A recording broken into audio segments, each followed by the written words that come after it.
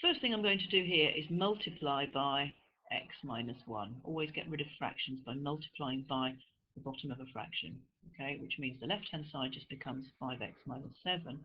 The right-hand side, I'm going to write the x plus 1 in a bracket, and then it's multiplied by x minus 1. So the left-hand side, can't do much with that yet. The right-hand side, if I remove the brackets using FOIL, I get x squared minus x, multiplying those two, plus x, that disappears. So this is an example of the difference of two squares. And then 1 times minus 1 gives me minus 1. So what I'm going to do is I've realized that this is a quadratic equation. I'm going to collect everything on the right-hand side because it's easier to keep x squared positive. So I'm going to take away 5x from both sides, and I'm going to add 7 to both sides. So this side is going to become 0. This side then becomes x squared.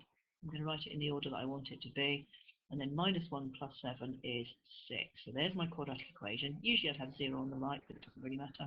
Move it over if you like to make it look more manageable.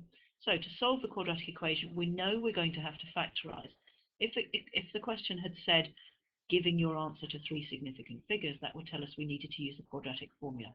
So we don't. We can factorize it. Easy enough to factorize. We're looking for 2 letters that multiply to make x squared. Well, that's fairly obviously going to be x and x. And then we want 2 numbers that multiply to make plus 6 that add up to minus 5. So actually, if I choose minus 2 and minus 3, minus 2 multiplied by minus 3 is 6. Minus 2 add minus 3 gives me minus 5. Now remember, if you've got 2 things multiplied together, the answer is 0. Means that either this bracket must equal 0, in which case x has to be 2, or the second bracket has to equal 0, in which case x is 3. So our 2 solutions are x is equal to 2 or 3.